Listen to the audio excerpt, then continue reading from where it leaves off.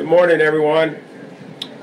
Welcome to Richmond International Raceway for the big weekend here at NASCAR Racing at Richmond. And I can't think of a better way to start off our Friday morning than to have. Although everybody's upset they're in here so early. Thanks for the early time slot. Hey, you know what? You lead off with your top one. Well, thanks. Okay? And you are the defending series champion. You're the six-time series champion. And Jimmie drives the 48, number 48 Lowe's Chevrolet for Hendrick Motorsports. And Jimmie, I'm just going to ask you right off the start. You're on the eve of getting ready to set the chase grid for 2014. It's a little different format, obviously, than what we've seen. 16 drivers will go toe-to-toe that first round next weekend in Chicagoland. What's your thoughts about maybe how your season's gone, how you think that the new chase format has gone, and then now, I'm going to ask you three questions, actually, and then how it is going to be defending your championship. Maybe just talk about how you think the new chase format's going, and then about defending your series title. Chase format-wise, I think it's more obviously more generous this year with 16 drivers making the chase. I still feel like once we get in the chase, the first three segments that we go through are very similar to what we've had in the past.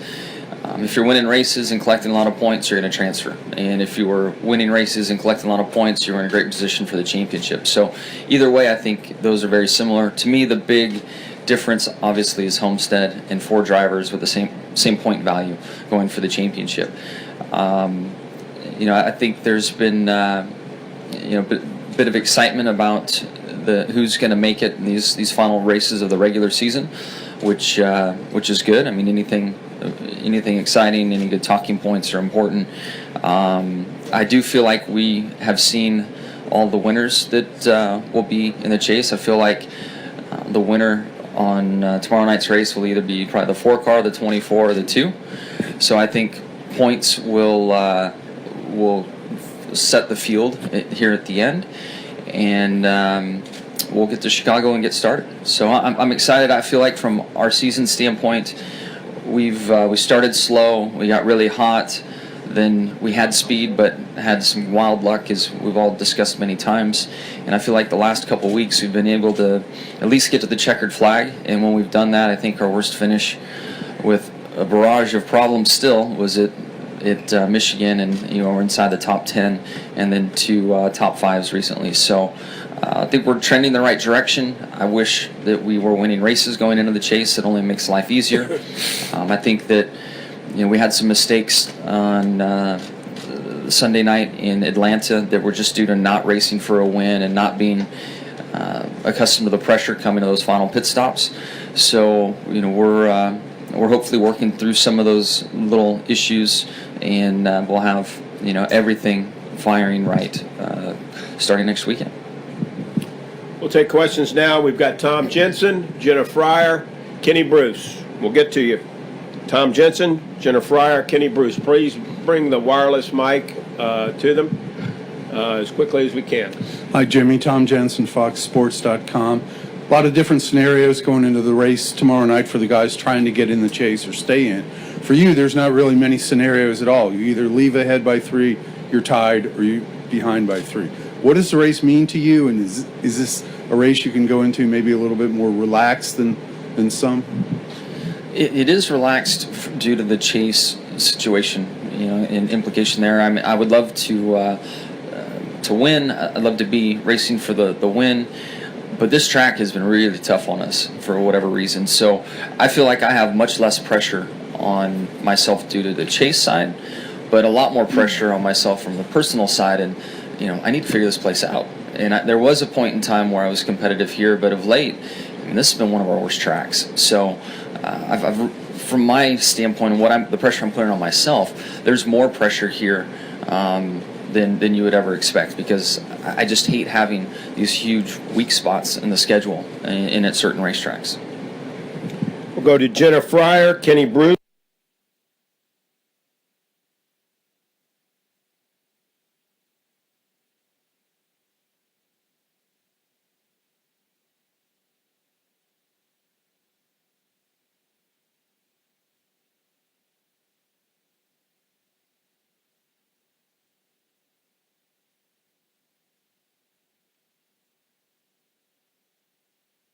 just feel at this time of the year and the way those three cars have been running in general, those two or three elements kind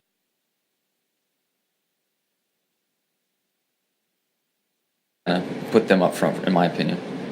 And then my other question is, how important was it as an organization to get Casey in that chase and have all four cars in there? And what do you think it'll be like as the chase goes on and you guys are starting to get into knocking people out and it's the four of you guys against each other? I mean, there's many things that lead into my happiness for Casey and his team and the fact that they're in the chase. One, just as a friend. I mean, I know how hard Casey's been working. I know it's not been the best situation at times over the course of the year, and going on a long winless drought isn't easy on him. And so from a friend standpoint, I was just really happy for him to get it done and show up there at the end of the race. First half of the race, when I was around him, Gordon and I were teasing him at our team meeting on Tuesday. I mean, there's no chance we thought that 5-car was going to win the race. I mean, he was dead sideways and going the wrong direction. So, again, happy for him as a friend, for our organization. It's important that all cars are winning. It's expected that all Hendrick cars win. And I think we also expect all four cars to make the chase.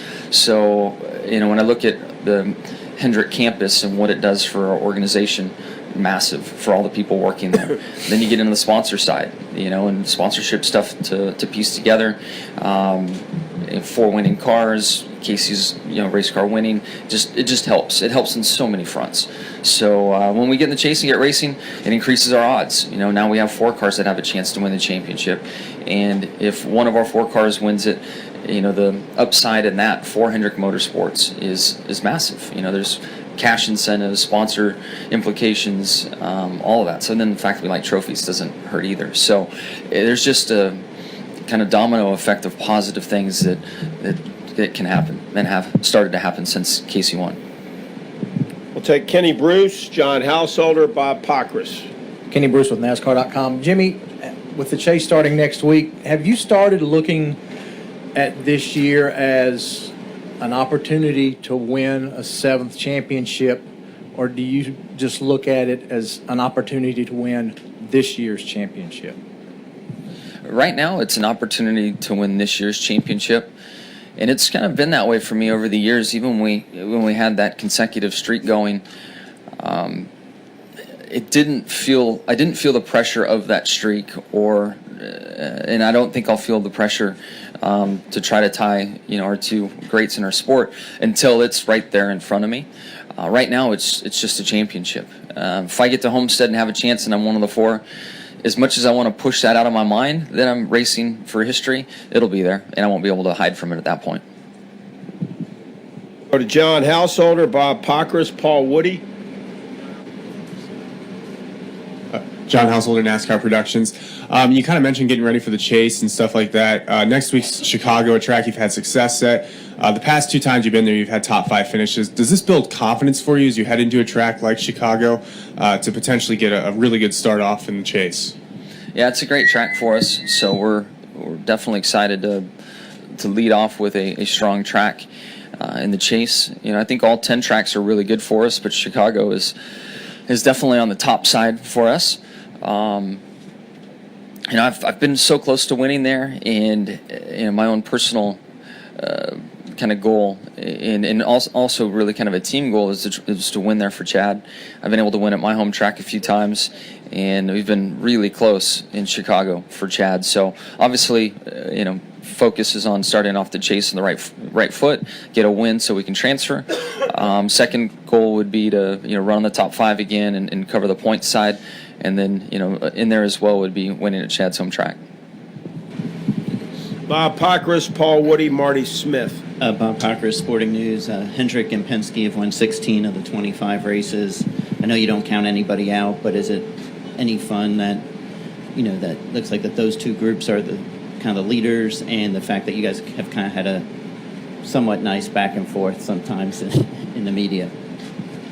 Yeah, the competition's definitely there, and at times I think both sides have had a little fun poking at the other side. So I didn't realize that between the 2 organizations there were that many victories. So both companies are strong, you know, and at different points of the season, I think it'd been easy to call it, call the Hendrick side a shoe-in for the championship. Then it flips over to Stewart Haas, which is / Hendrick, obviously, and then the Penske side. So, I would really like it just to stay in the Hendrick family, racing for the championship. But the Penske guys, and then I also see, Matt's side. I know he's maybe not where he wants to be this year yet, but there's some speed coming out of that 20 car lately, and I think we've got to keep him, in our sights as the chase starts and gets going.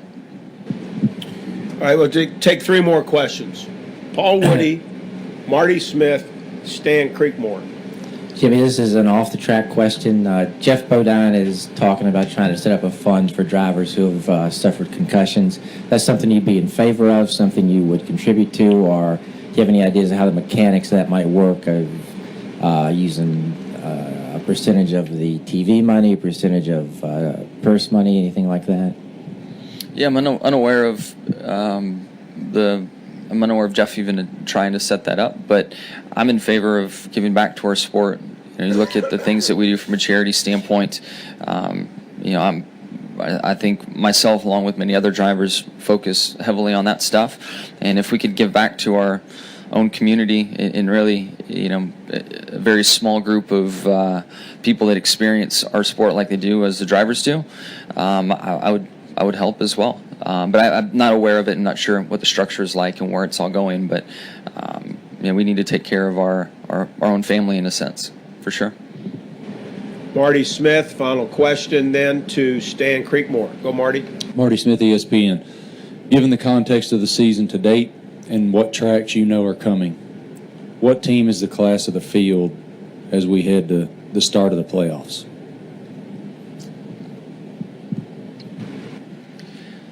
I still feel like the 4 has just raw speed everywhere we go. If it wasn't for bad luck that they've had, I think they could have 8 wins, maybe somewhere, maybe even north of 8 wins. So I still put the 4 as the lead guy right now. At times, I would say the 24 has been rolling and has had Mo on his side. Can also say the 2, fits in there. So I think those are kind of the 3 favorites in my mindset right now. And we'll just have to get in there and get racing and see how it goes. Final question, Stan Creekmore. Jimmie, Stan Creekmore. I asked this question of Matt yesterday, and he didn't seem the least bit surprised. Has your organization looked at the possibility that the individual who wins the championship could get there without winning a single race in the final 10 races? Yeah, the possibility's real. I mean, it can happen.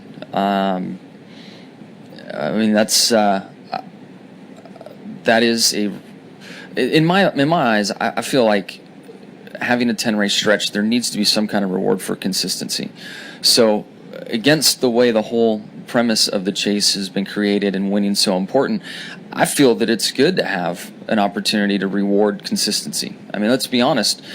Everything about our sport is around consistency. It revolves around it. I mean, our races are marathons. We race however many times a year, and to have it not be represented in our championship to some level, I think would be wrong. So I know it wouldn't be a fan favorite if somebody went all the way through and won the championship and didn't win a race, but I mean, I think you have to have that in mind somewhere. So I'm not surprised that it could happen. Jimmie, thank you so much for joining us this morning, and good luck this weekend.